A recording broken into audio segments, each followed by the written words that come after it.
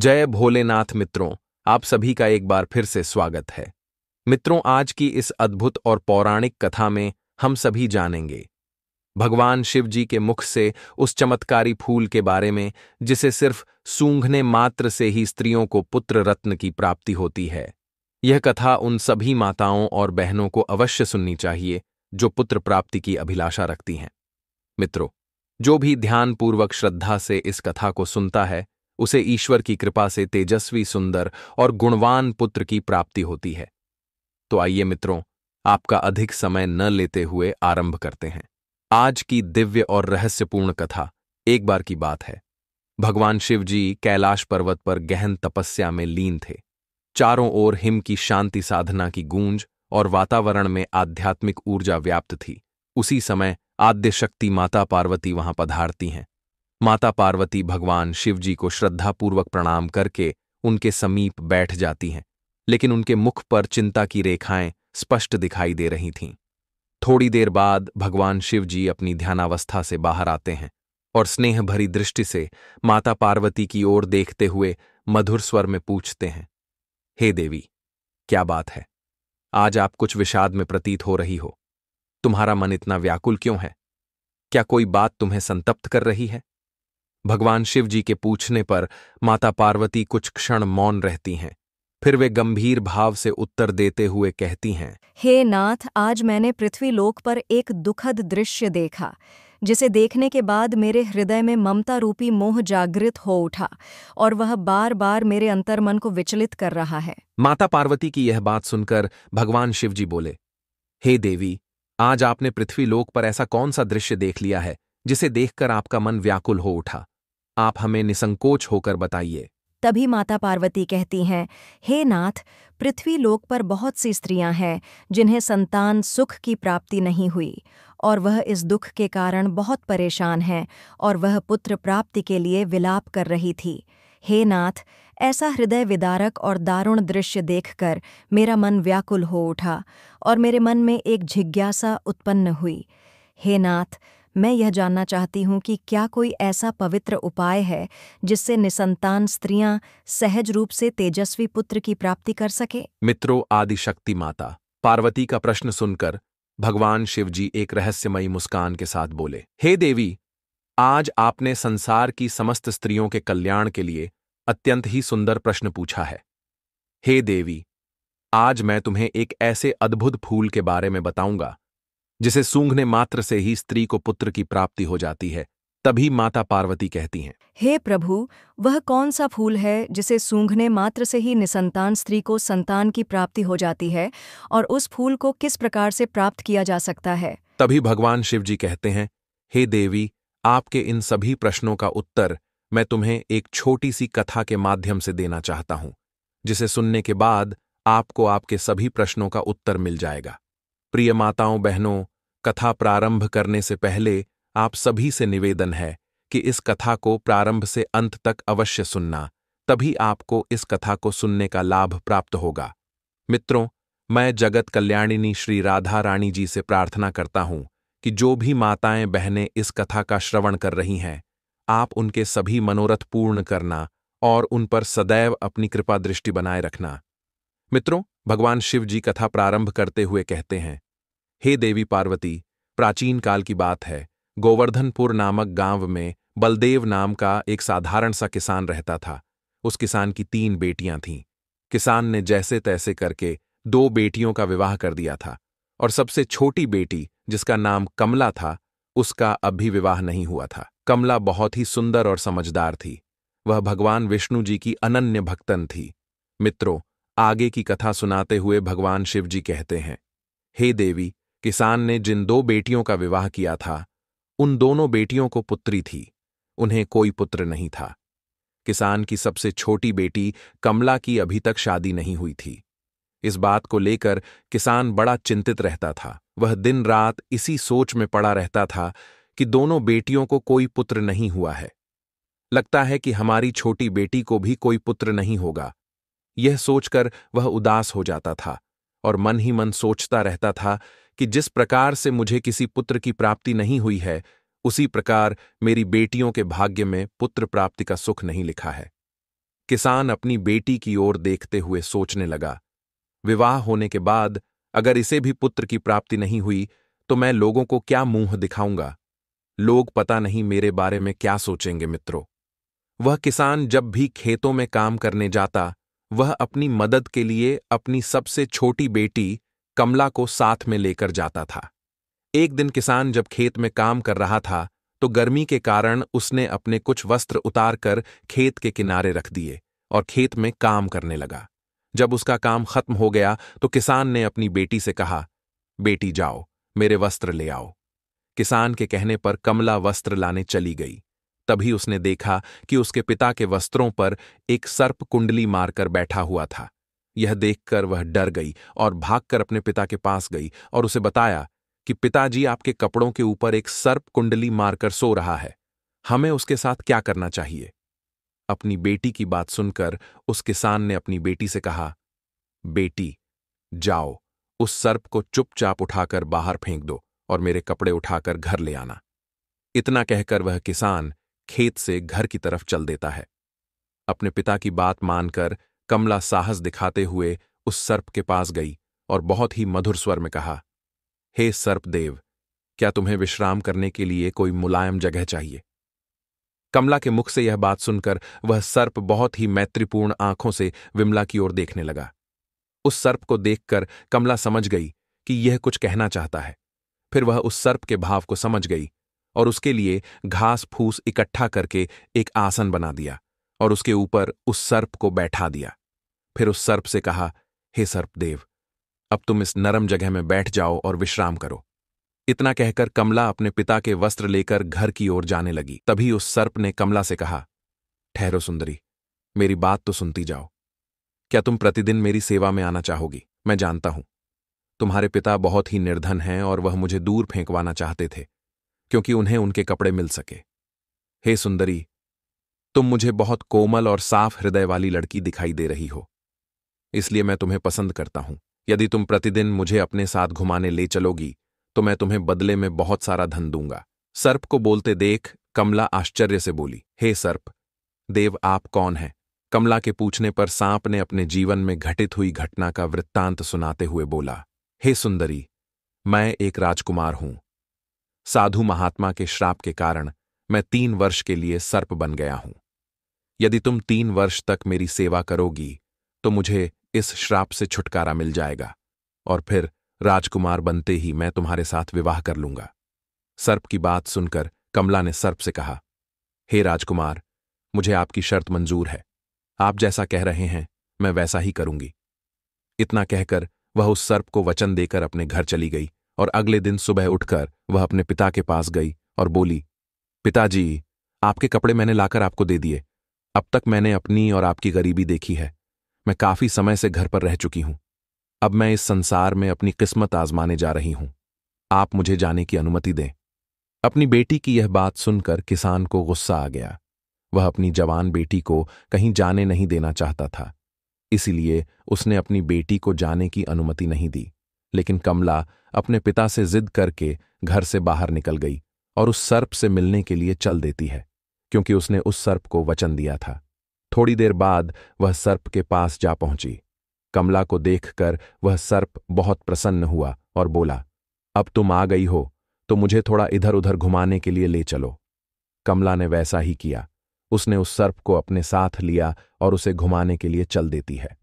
उस सर्प को घुमाने के बाद जब वह उसे लेकर वापस जंगल में आती है तो वह देखती है कि उसके सामने एक शानदार महल जंगल में अचानक से प्रकट हो गया। उस महल में एक भव्य कक्ष था जिसमें एक पीठिका थी जो तरह तरह के खाने के व्यंजन से सजी हुई थी। इस प्रकार का खाना उस किसान की लड़की कमला ने अपने पूरे जीवन काल में कभी नहीं देखा था। कमला ने भरपेट भोजन किया। उसके बाद वह सोने के लिए अपने बिस्तर पर चली गई और फिर रोजाना वह 1-2 घंटे के लिए उस सर्प को अपने साथ घुमाने ले जाती। उसके बाद महल में लेकर आ जाती जहां उसके लिए सब कुछ तैयार किया जाता था और उसके लिए महल में शानदार व्यवस्था की जाती थी। इस प्रकार धीरे धीरे 1 वर्ष बीत जाने के बाद एक दिन किसान की बेटी ने उस सर्प से कहा, बहुत दिन हो गए हैं, मैं अपने घर जाना चाहती हूं और अपने पिता से मिलना चाहती हूं। कमला की बात सुनकर उस सर्प ने कमला को उसके पिता से मिलने की अनुमति दे दी और कहा कि अगले दिन वापस लौट आना। सर्प से आज्ञा पाकर कमला महल के अंदर गई। एक थैले में बहुमूल्य हीरे जवाहरात और सोना चांदी भरकर अपने घर की तरफ चल देती है। जब वह बहुत सारा धन लेकर अपने पिता के घर पहुंची तो उसके पिता और उसकी बहनें इतना सारा धन देखकर आश्चर्यचकित रह गए और वह सब जानना चाहते थे कि इतना सारा धन इसे कहां से मिला, इसका मालिक कौन है। लेकिन उस लड़की ने उन्हें कुछ भी नहीं बताया, क्योंकि उस सर्प ने कमला को यह बात बताने से मना किया था। मित्रों, किसान ने सच्चाई जानने के लिए कमला से कई बार पूछा, लेकिन कमला ने अपने पिता को कुछ नहीं बताया। तभी किसान को क्रोध आ गया और उसने कमला को बहुत मारा पीटा। इतना मार खाने के बाद भी कमला ने कुछ नहीं बताया। अगले दिन सुबह होती ही कमला चुपचाप घर से निकलकर उस सर्प के पास वापस जंगल में चली गई। जंगल में पहुंचकर वह प्रतिदिन की भांति उस सर्प को अपने साथ लेकर घुमाने चली गई। धीरे धीरे समय बीतता गया। दूसरे वर्ष के अंत में एक बार फिर कमला ने सर्प से अपने पिता और अपनी बहनों से मिलने की इच्छा व्यक्त की और आज्ञा लेकर चली गई। जब वह घर गई तो उसकी बहनों ने उसे रोकना चाहा, लेकिन वह नहीं रुकी और वापस जंगल में आ गई और उस सर्प बने राजकुमार की सेवा करने लगी। उस सर्प की सेवा करते करते उसका तीसरा वर्ष लग गया। कुछ समय बाद जब वर्ष के अंतिम दिन आए तो कमला उस सर्प से आज्ञा लेकर अपने पिता और अपनी बहनों से मिलने के लिए चली गई। लेकिन जाने से पहले सर्प ने कमला से कहा था कि तुम आज ही लौट आना, कल तक अपने पिता के घर में मत रुकना। सर्प की बात मानकर कमला अपने घर चली गई।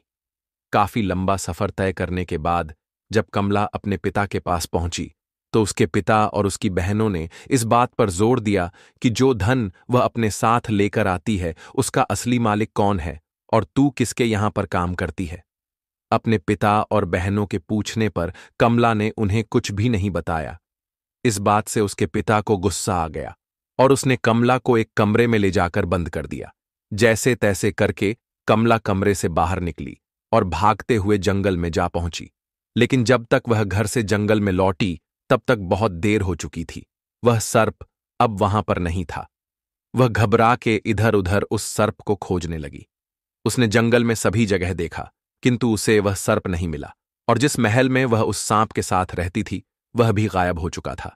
मित्रों, आगे की कथा सुनाते हुए भगवान शिव जी कहते हैं, हे देवी, जब वह लड़की अपने पिता के घर गई थी उसी दिन उस सर्प बने राजकुमार के श्राप के 3 वर्ष पूरे हो गए थे और वह सांप फिर से राजकुमार के रूप में बदल गया था और वह अपने राज्य को वापस चला गया था। इधर कमला उस सांप को जंगल में न पाकर बहुत दुखी होती है और अपनी दोनों बहनों और पिता को कोसने लगती है कि आज अगर मेरे पिता और मेरी बहनें मुझे न रोकती तो आज वह सांप मेरे पास होता। फिर वह अपने मन में निर्णय लेती है कि वह उस सर्प को खोज कर रहेगी, चाहे कुछ भी हो जाए। मित्रों, इतना सोचकर वह उस सर्प को खोजने के लिए चल देती है। उस सर्प को ढूंढते ढूंढते उसे जंगल में एक झोपड़ी मिलती है। वह उस झोपड़ी के पास पहुंचकर आवाज लगाती है। तभी उसके अंदर से एक बुढ़िया निकलकर बाहर आती है। कमला ने उस बुढ़िया से रात रुकने के लिए आश्रय मांगा और बुढ़िया को सारी बात बताई। फिर बुढ़िया ने उसका बहुत ही प्रेम से स्वागत किया, उसे रहने के लिए आश्रय दिया। अगले दिन जब वह बुढ़िया से विदा लेकर जाने लगी तो बुढ़िया ने विमला को 3 सेब दिए और बताया कि पहले सेब में एक सोने की थाली है, दूसरे सेब में सोने की अंगूठी है और तीसरे सेब में एक नवरत्नों से जड़ित हार है। उसने सेब देते हुए आगे का रास्ता कमला को बता दिया, जिससे कि वह राजकुमार तक पहुंच सके। कमला ने उस बूढ़ी औरत का धन्यवाद किया और वहां से आगे बढ़ गई। इस प्रकार कमला तीनों सेबों को लेकर के आगे निकल पड़ी। चलते चलते उसे रास्ते में एक बर्फ का पहाड़ मिला। उस पहाड़ को देखकर वह भयभीत हो गई। उसे समझ में नहीं आ रहा था कि वह कैसे इस बर्फ के पहाड़ को पार करे। तभी उसे कुछ ही दूरी पर एक लोहार दिखाई दिया। वह उस लोहार के पास जाकर मदद मांगने लगी। लोहार को उस पर दया आ गई और उसने पहाड़ पर चढ़ने के लिए उसे एक औजार बनाकर दे दिया। औजार के सहारे उसने पहाड़ पार कर लिया। मित्रों, पहाड़ पार करते ही कमला को एक अत्यंत ही सुंदर राज्य दिखाई दिया, जहां पर वह राजकुमार रहता था। यह उसी राजकुमार का राज्य था जो श्राप के कारण सर्प बना हुआ था, जिसे कमला प्रतिदिन जंगल में घुमाने ले जाती थी। इधर वह राजकुमार जो था पहले से ही विवाहित था। उसकी एक खूबसूरत पत्नी थी। उस राजकुमार को सांप से मनुष्य बने हुए कई वर्ष बीत गए थे, इसलिए वह उस किसान की लड़की कमला को भूल गया था। उस राजकुमार की कोई संतान भी नहीं थी, लेकिन उसकी जो पत्नी थी वह सारी संपत्ति अपने परिवार वालों को दिलवाना चाहती थी, क्योंकि उसे राजकुमार से ज्यादा अपने घर परिवार वालों से मोह था। इधर राजकुमार भी पुत्र के न होने से बहुत ज्यादा चिंतित था। जब किसान की बेटी को यह सब बातें पता चली तो वह सूत काटने वाली का वेश धारण करके महल के अंदर चली गई और रानी से काम मांगने लगी। रानी ने यह सोचकर उसे काम दे दिया कि यह सूत काटने वाली है और रोजाना महल में रहकर के हमारे लिए मखमल के बिस्तर बना दिया करेगी। यह सोचकर उस रानी ने कमला को काम पर रख लिया।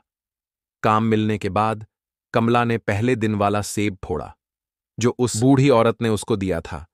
जैसे ही उसने सेब फोड़ा, उसमें से सोने की एक थाली निकली। जब रानी ने उस थाली को देखा तो उसे वह थाली बहुत पसंद आ गई। रानी ने कमला से कहा, हे दासी, मैं तुम्हारी यह थाली तुमसे खरीदना चाहती हूं। रानी की बात सुनकर कमला ने कहा, रानी साहिबा, यह थाली मैं आपको एक ही शर्त पर दे सकती हूं। यदि आपको मेरी शर्त मंजूर है तो। तभी रानी ने कमला से पूछा, हे दासी, तुम्हारी क्या शर्त है?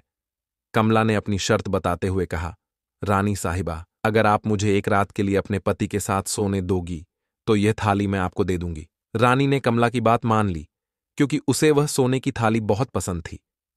फिर क्या था मित्रों, जैसे ही शाम हुई, रानी ने राजकुमार को नींद की औषधि दे दी और इस प्रकार से राजकुमार को गहरी नींद आ गई और वह सो गया। फिर राजकुमार के सो जाने के बाद रानी किसान की लड़की को उसके शयन कक्ष में ले गई और राजकुमार के पास छोड़कर चली आई। उधर किसान की लड़की कमला राजकुमार को देखकर उसके समीप बिस्तर पर बैठ गई और फूट फूट कर रोने लगी और कहने लगी, हे राजकुमार, आपने मेरे साथ छल किया।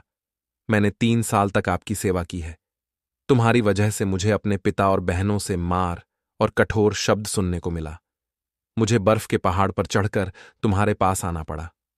तुम मेरा ये उपकार कैसे भूल सकते हो? आपने मुझसे शादी का वादा किया था। आपने अपने वादे को तोड़ दिया है और अपनी पत्नी के साथ इस महल में सुखपूर्वक जीवन बिता रहे हैं। आपने मेरा बिल्कुल भी इंतजार नहीं किया। राजकुमार कमला की बातों को सुन नहीं सकता था, क्योंकि रानी ने उसको नींद की औषधि खाने में मिलाकर खिला दी थी, ताकि वह उस किसान की लड़की से बात न कर सके। कमला अपनी बात बोलती रही, मगर राजकुमार सोता रहा और उसकी किसी भी बात का जवाब नहीं दिया। लेकिन कमला को ऐसा लग रहा था कि राजकुमार उसकी बातें सुन रहा है, परंतु कोई जवाब नहीं दे रहा। कमला को राजकुमार से बात करते करते सुबह हो गई। सुबह होते ही रानी राजकुमार के कक्ष में आई और कमला को शयन कक्ष से बाहर ले गई। मित्रों, राजा इतनी गहरी नींद में था कि उसे कुछ भी समझ नहीं आया। अगले दिन कमला ने दुखी होकर दूसरा सेब लिया और उसे फोड़ा तो उसमें से हीरे की अंगूठी निकली, जो देखने में बहुत ही सुंदर थी। जब रानी ने उस अंगूठी को देखा तो उसके मन में लालच आ गया और उसने कमला से उसे बेचने के लिए कहा। तभी कमला ने फिर से रानी के सामने वही शर्त रखी।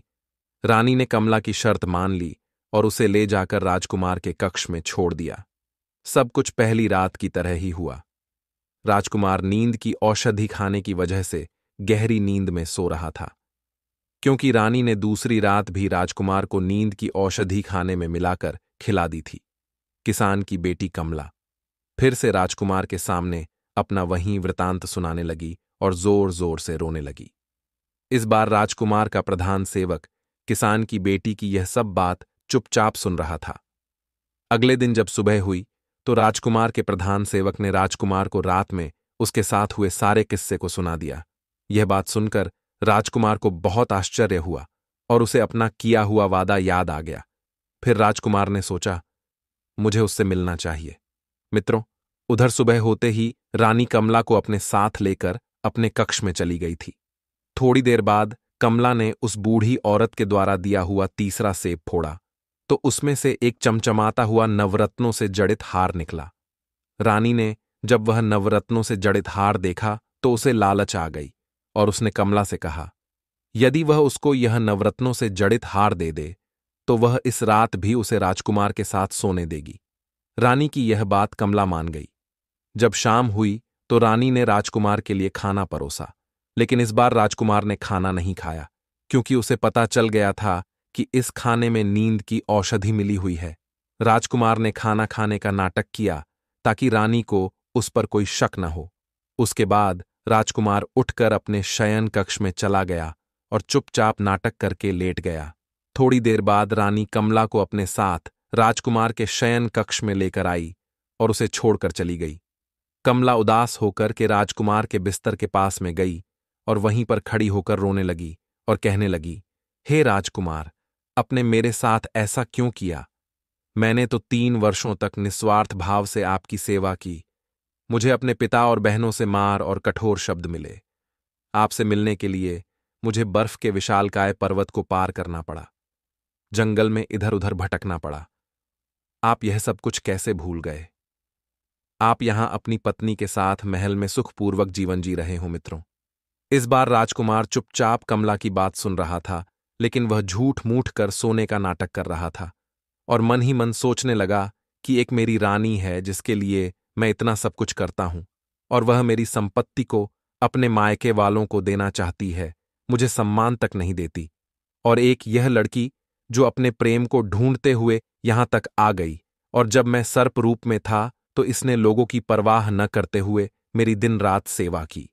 मित्रों, यह सब सोचकर राजकुमार ने अपनी आंखें खोलीं और कमला को गले से लगा लिया और उसे दरबार में ले जाकर सबके सामने अपनी पत्नी के रूप में अपना लिया। उसके बाद किसान की बेटी कमला से पूरे विधि विधान से विवाह किया और खुशहाल जीवन व्यतीत करने लगा। फिर एक दिन राजा के महल में एक सन्यासी महात्मा भिक्षा मांगने के लिए आए। कमला ने सन्यासी महात्मा का बहुत आदर सत्कार किया, उन्हें भोजन कराया और अन्न दान किया। कमला की सेवा भक्ति और उसके आदर सत्कार से प्रसन्न होकर साधु महात्मा ने कहा, हे पुत्री, मैं तुम्हारी सेवा भक्ति से बहुत प्रसन्न हुआ, मांगो, तुम्हें क्या चाहिए? तभी कमला ने हाथ जोड़ते हुए कहा, हे साधु महात्मा, आप मुझे पुत्र प्राप्ति का मार्ग बताइए। कमला के पूछने पर साधु महात्मा ने कहा, हे पुत्री, तुम चिंता मत करो। आज मैं तुम्हें एक ऐसे फूल के बारे में बताने जा रहा हूं जिसे सूंघने के बाद स्त्री को पुत्र की प्राप्ति होती है।